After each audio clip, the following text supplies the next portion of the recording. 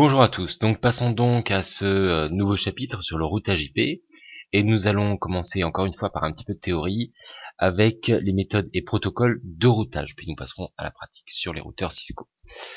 Donc nous allons voir dans cette vidéo qu'est-ce que le routage en soi, nous allons voir le concept de table de routage, nous allons voir ensuite les protocoles de routage, les systèmes autonomes, et nous verrons également d'autres concepts par la suite. Donc, qu'est-ce que le routage? Le routage, c'est l'opération qui permet d'interconnecter plusieurs réseaux, comme nous l'avons vu dans les fondamentaux, quand nous avons parlé des composants. Donc, les routeurs sont les composants qui vont permettre cela, mais pas seulement. Donc, vous savez déjà que les routeurs sont des composants de couche réseau, donc ils vont se charger des du protocole essentiellement IP, ils vont faire le routage grâce au protocole IP. Dans les faits, toute machine compatible avec le protocole IP peut agir en tant que routeur grâce à un logiciel de routage. Donc vos machines ont un logiciel de routage à l'intérieur qui permet de faire le routage local. Éventuellement, Linux peut servir de routeur sur un réseau grâce aux commandes IP route et route, etc., etc., etc. Donc, comment cela s'opère-t-il?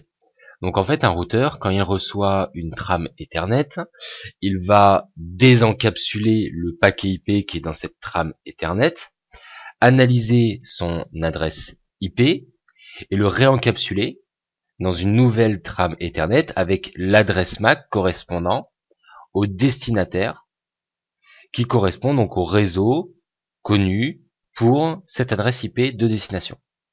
Donc, prenez bien en compte qu'une trame, quand elle arrive vers un routeur, son adresse MAC de destination est bien celle de routeur.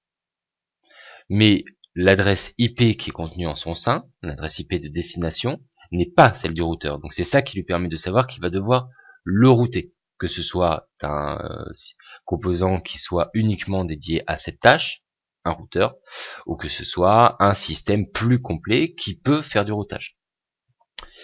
Donc, comment fait-il cela? Donc en fait, il y a un ensemble de règles qui sont établies qui déterminent qui peut communiquer avec qui et comment. C'est-à-dire en empruntant quel chemin, en passant par qui. Donc en fait, on va s'intéresser aux passerelles. On va voir ça directement par la suite. Donc au prochain routeur permettant d'accéder à cette IP. Donc le tout est enregistré dans des tables de routage. Donc une remarque au passage, les routeurs permettent également de connecter des VLAN entre elles. D'accord?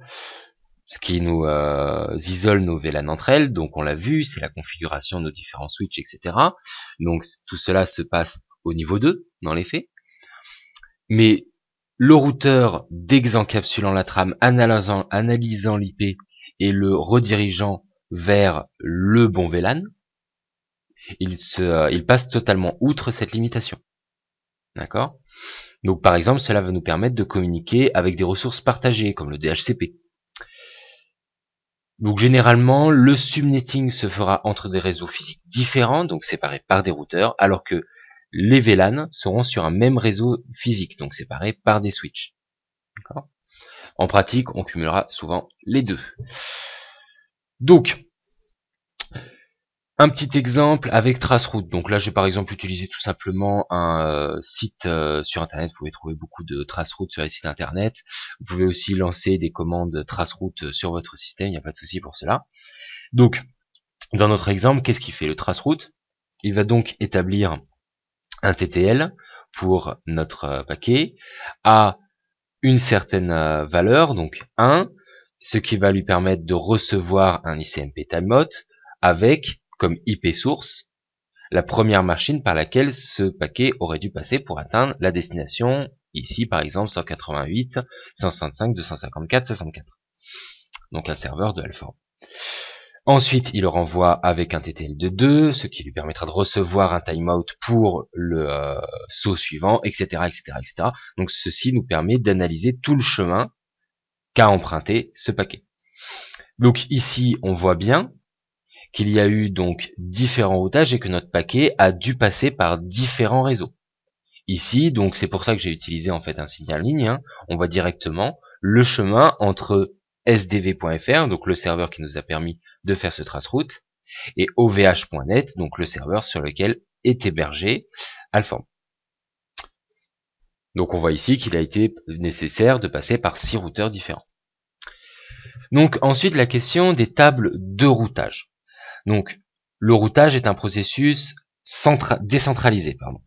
Donc ça veut dire que chaque routeur va posséder les informations sur son voisinage. Les tables de routage, ce n'est pas quelque chose qui est centralisé dans un serveur ou quoi. Chaque routeur a sa table de routage qu'il a réussi à avoir par différentes manières, on va le voir. Donc cette table de routage, elle permet de déterminer à qui doivent être envoyés les paquets destinés à un réseau particulier. Comment? Tout simplement en sachant quel est le routeur voisin ou le réseau directement connecté qui correspondra à cette IP. Donc en fait, on va toujours associer une adresse réseau, par exemple le 192.168.56.0/24, à une passerelle. Donc cette passerelle n'appartient pas forcément au réseau de destination. D'accord ? Ça peut être justement quel est le plus proche routeur, dans notre cas, qui nous permet d'accéder au serveur de Google. Ça sera notre passerelle vers Internet. Et ensuite, il y a tout un routage qui se fait au sein d'Internet pour pouvoir accéder à la bonne, au bon réseau. Donc là, justement, on le voit avec notre traceroute. Donc, on est passé ici, sdv.fr. Il avait donc dans sa table de routage de serveur, comme quoi pour accéder au réseau 188, etc. En tout cas, c'est sa route par défaut, là, certainement. Il devait passer par cette adresse. Lui-même savait qu'il devait passer par cette adresse, etc., etc., etc., jusqu'à ce qu'il y en ait un qui soit connecté directement. D'accord ? Donc, il y a 3 types de routes dans les faits. Donc, il y a les routes statiques, c'est-à-dire celles que vous aurez configurées manuellement en tant qu'administrateur. Chaque entrée pour les routes statiques, donc, est donnée explicitement par une commande, par une configuration, par un fichier, etc., etc.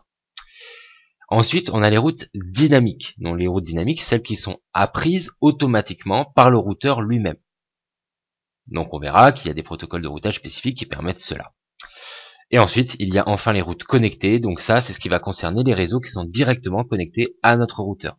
Dans les faits, il va donc passer par un protocole de niveau 2, par exemple Ethernet, pour pouvoir accéder directement à ces réseaux. Dans les faits, il fait du switching. Ici, il connaît, il sait que l'adresse MAC va correspondre à cette destination, donc il va directement lui envoyer. Il y en a certains qui vont, dans ce cas, tout de même désassembler désencapsuler notre trame pour vérifier que l'IP correspond bien au MAC. D'autres qui opéreront simplement en tant que switch, cette simple configuration. À cela doit s'ajouter une route par défaut, qui peut être statique ou dynamique. Donc la route par défaut, c'est si en absence de route pour ce réseau, à quelle passerelle vais-je l'envoyer. C'est par exemple ce qui est souvent fait pour votre accès à Internet chez vous. Sur votre LAN, votre PC lui-même, il a une route par défaut pour accéder et donc aux autres réseaux, donc il ne connaît pas. Et donc cette route par défaut est certainement l'IP de votre box, par exemple, votre passerelle vers Internet. Donc, les systèmes autonomes ensuite, donc c'est un sujet qu'il faut connaître pour qu'on puisse parler des protocoles de routage ensuite. Donc on va parler d'AS pour Autonomous System en anglais. Donc un système autonome, les systèmes autonomes, ce sont des zones particulières, un sous-ensemble d'un très grand réseau. J'insiste sur le très grand réseau. Donc ça peut être un ensemble qui est composé d'IP, de LAN, de WAN, etc. et administré par une même entité. Par exemple, nous avons les réseaux grands comptes d'envergure mondiale. Nous avons les backbone Internet, c'est-à-dire les réseaux d'opérateurs de large envergure. Donc vous voyez vraiment la dimension de ces ensembles. C'est vraiment un très large ensemble de réseaux. Donc au sein d'un système autonome, il y a 2 types de routeurs. On a les routeurs de bordure, donc ceux qui permettent d'entrer et sortir de l'AS. Donc ça sera nos passerelles vers l'extérieur, d'accord ? Donc par exemple pour rejoindre Internet, ce qu'on appelle une passerelle Internet, d'un réseau d'opérateurs vers un autre bien entendu. Et nous avons donc les routeurs internes qui eux s'assurent de bien faire transiter la communication entre réseaux au sein de l'AS. D'accord ? Donc bordure pour se connecter aux autres AS, interne pour à l'intérieur de l'AS. Chaque AS est par ailleurs identifié par un numéro, ce qu'on appelle l'ASN, donc Autonomous System Number, qui sera unique au sein d'un même réseau. Par exemple, sur Internet, ceux-ci sont délivrés par les registres Internet régionaux. OVH, par exemple, a son ASN qui est délivré par RIP-NCC, le registre Internet régionaux de l'Europe, et qui est donc le 16276.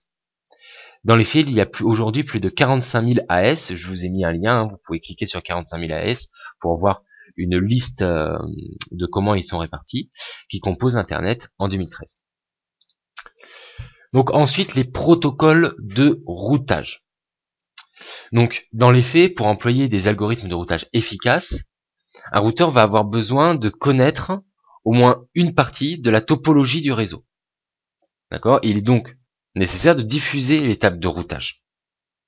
Il va donc devoir échanger les informations qu'il possède, donc sur les différentes passerelles qu'il connaît. Pour le réseau 192.138.56.0, je dois m'adresser à tel IP qui va me permettre de transférer le paquet au bon routeur, etc., etc.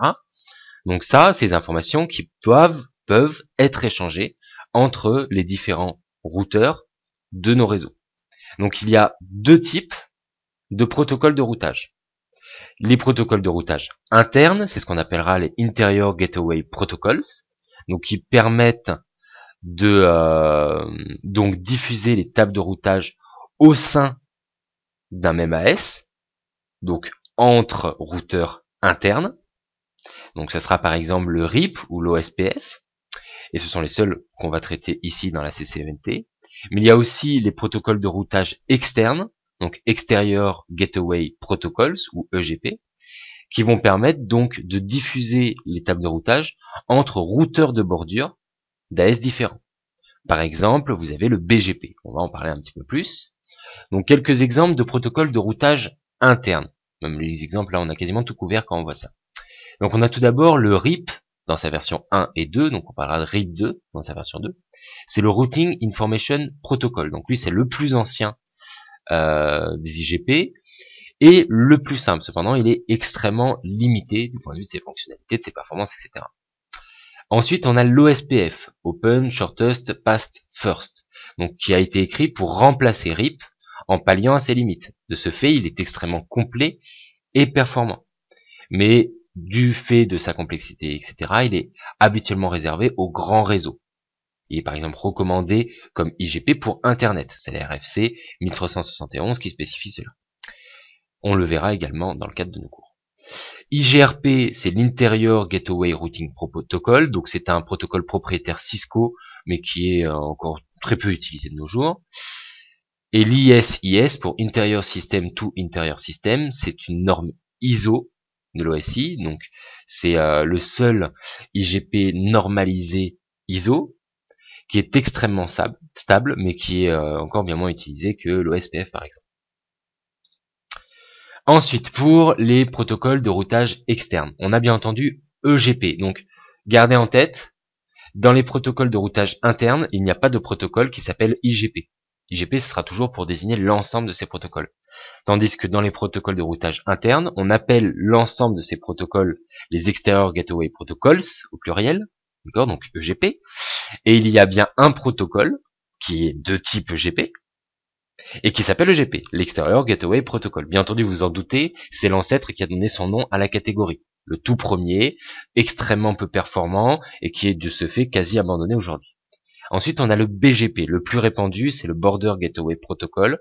C'est le plus efficace également, c'est pour ça qu'il est le plus répandu, également du fait qu'il est utilisé pour Internet. Et enfin, on a l'ESIS pour Exterior System to Interior System. Vous vous doutez, c'est le pendant EGP de l'ISIS. Donc c'est encore une fois l'unique EGP normalisé OSI, mais il est très peu utilisé. Donc nous aurons vu dans cette vidéo les concepts essentiels du routage réseau, donc ses objectifs et son fonctionnement, les types de routes, donc statique, dynamique, connecté et par défaut, et enfin les protocoles de routage, donc les IGP et les EGP. Et nous allons directement pouvoir passer à la pratique. À tout de suite donc.